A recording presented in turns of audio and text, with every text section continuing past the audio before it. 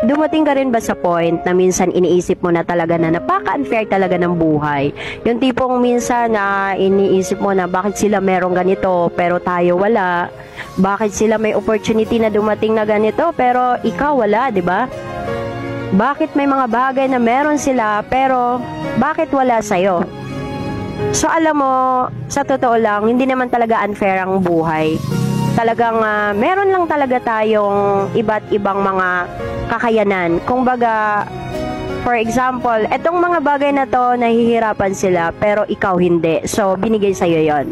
Meron namang mga bagay na nahihirapan ka, pero yung iba, madali sa kanila, kaya binigay sa kanila.